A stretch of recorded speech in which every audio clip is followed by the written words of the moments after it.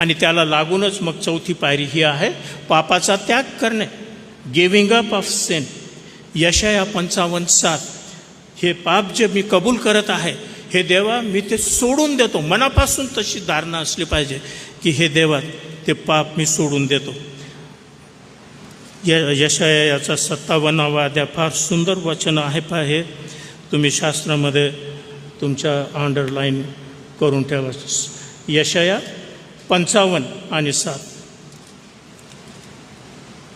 हे पहा मी वाचतो, लक्ष द्या.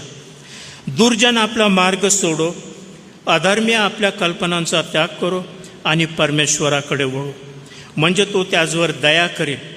तो आमच्या देवाकडे वळो, कारण तो त्याला भरपूर क्षमा करेल. Turning away from cin.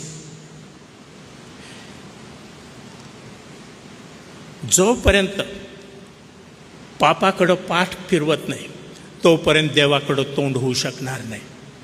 आलं का लक्षामध्ये? Unless you turn your back on sin you cannot face God. पापाचा मार्ग हा आहे. मी पूर्वी तिकडं जात होतो, परंतु आता मी माझी पाठ पापाकडं करून आता मी माझं लक्ष प्रभूकडं क्रूस खांबाकडं लावलेलं आहे. नाहीतर इकडंच तोंड ठेवून क्रूस खांबाकडं कितीही वळण्याचा प्रयत्न केला ते असाध्य कोटीतली गोष्ट आहे. Cannot happen. म्हणून पश्चातापामध्ये ही पायरी फार महत्त्वाची आहे. सर्वच पायऱ्या महत्त्वाच्या आहे. पापाचा त्याग करणे. आता 1-2